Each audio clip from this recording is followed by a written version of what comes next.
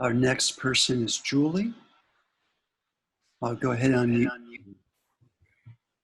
Thank you. Hello, John. Hello, Hi, everyone. hi, Julie.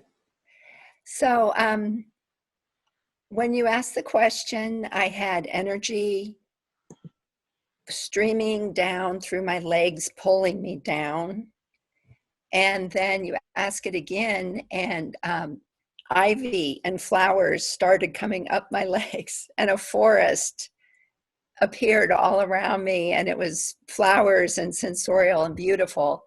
And then the third time, everything went completely dark, and the heartbeat was just boom, boom, boom.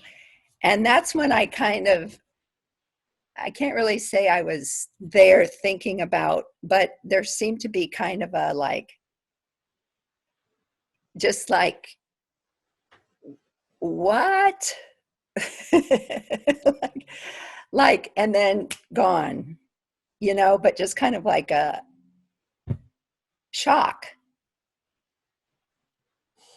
It didn't feel inviting or loving or warm or come on in. It just was like shock. So. What was that? Yeah. Don't think about it. Just take a moment. What did you encounter? Something completely not of this world. Mm-hmm. Like no reference to it whatsoever, no prior experience, no way of relating. There was no way I could relate to it, really. Welcome to the infinite.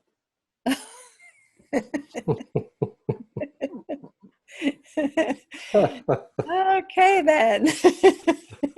I guess there's no escaping it if it's infinite. There's no reference points. This is like completely out of the ordinary knowing, isn't it? And it can be a shock at first. But it's completely trustworthy.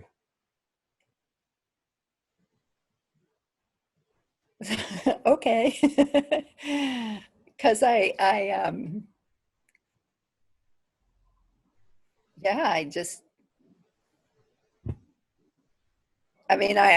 had these preconceived notions of what it would be loving and warm and inviting, and I would go frolicking in, but it was like just Mm-mm. shock.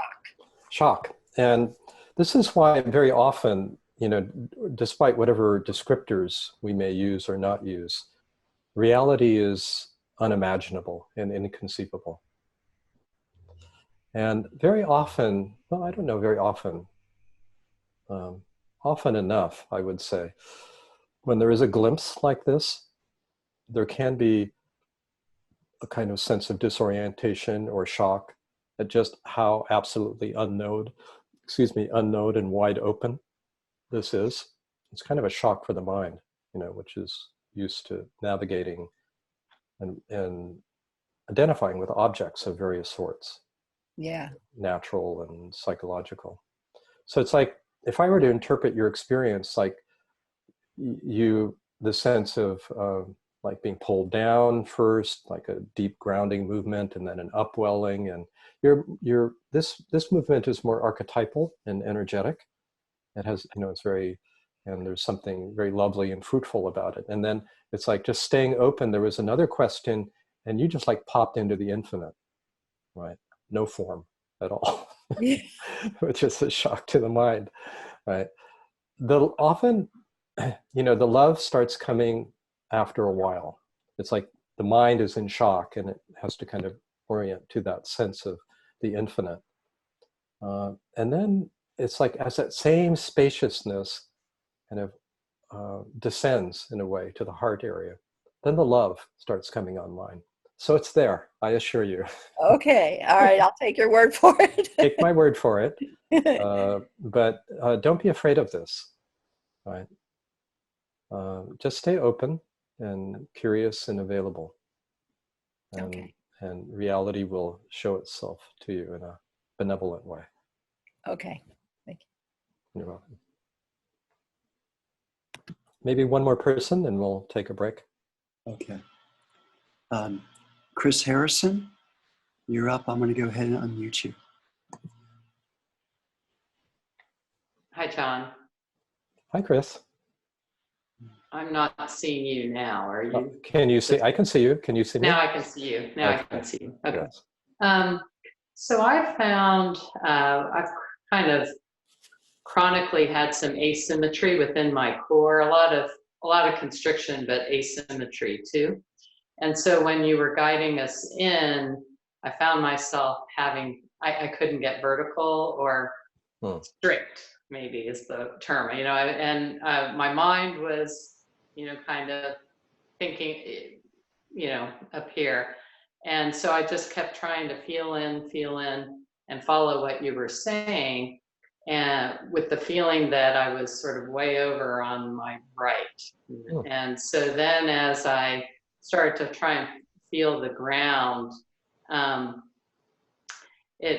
didn't feel balanced or anything. And I found at one point, I can't remember if it was the first time you asked or the second time, a sense of darkness and heaviness coming from my back of my heart down in a way, but it didn't feel like, my mind kept trying to get involved, right? And I kept coming back to the sensation, come back to the sensation.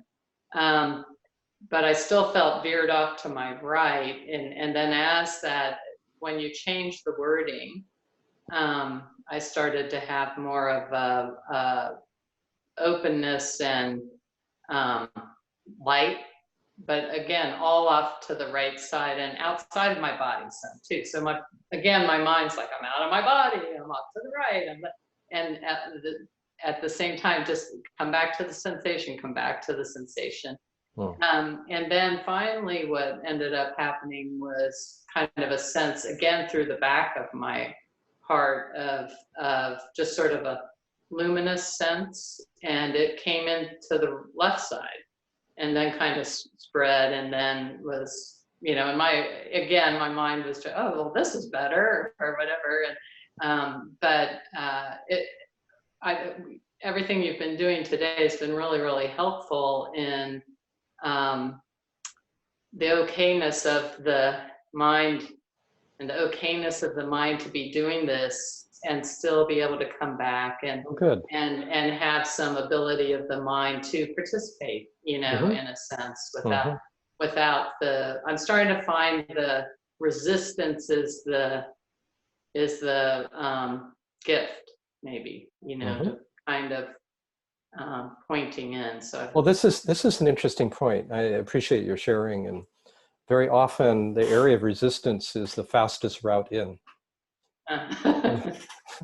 This is kind of counterintuitive because we've been avoiding it or judging it. But often the resistance is protecting something that's essential. And so it's like, right beneath the resistance is a gold mine, And so we become curious about it, and we begin to explore it with less judgment, more affection, more curiosity, less of an agenda to change or fix, right? And just a willingness to be intimate and to trust whatever is unfolding here. So that's great. That's great. Would you say that trust too comes with kind of knowing when to let it go by the side and when to just walk away a little bit? Yeah, exactly. So, there are no rules here, but we can kind of err in either direction. One direction is to simply stay detached from our experience as a kind of, disembodied witness, and just kind of know ourselves as formless awareness and be, kind of at arm's length from our conditioned body mind. That's an extreme, but you will see that with some, intense meditators, for instance, or kind of renunciate or monastic tradition. And the other side is we're constantly working on ourselves, trying to improve ourselves, better ourselves, become a better person, purify ourselves, Sledgehammer has been Yeah, purify ourselves with a sledgehammer, and yeah, subtle or not so subtle. That's the other polarity of this, right? So in one we're avoiding, in the other we're grasping, you know, yeah. and neither is actually skillful or kind. Hmm.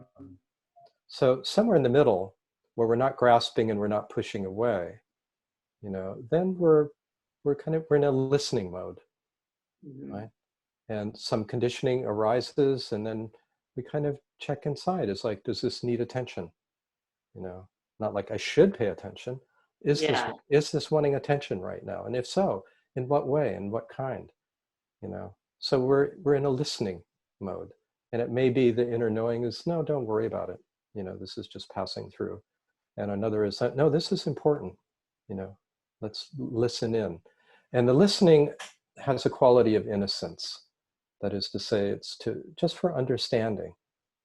And the yeah, less we have an agenda to change, the more innocent our encounter is with whatever, you know, our conditioning is. And then, you know, and this is a principle that's widely known on all sorts of levels, spiritual and psychological. But when we feel accepted, we open up, right?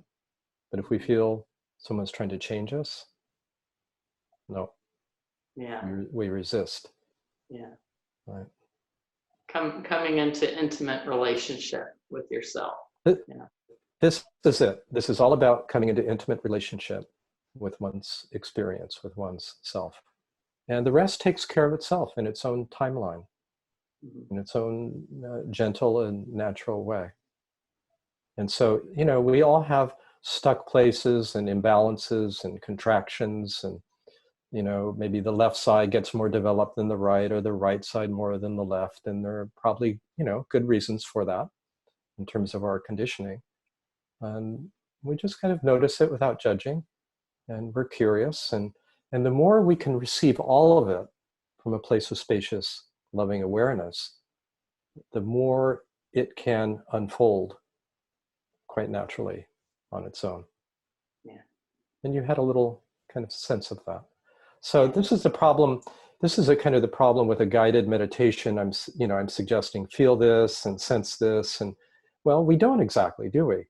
You know, people have many different experiences that doesn't conform with whatever the so-called teacher is inviting us to experience. This is natural. It was true for me with my teachers when they would say, feel this or sense this or see this. And sometimes I would and sometimes I wouldn't. And that's okay too, right? Yeah.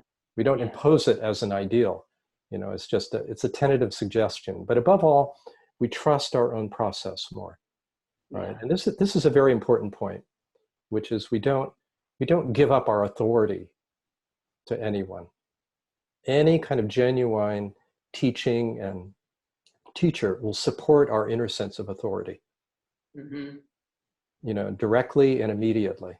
And if we're not feeling that with whomever we're working with, then trust your inner knowing, you know, because that is the core, you know, of our, that's our inner guidance, our inner support, our inner direction. And it's more trustworthy, you know, than anyone else's. Yeah. Okay, beautiful. Thank you.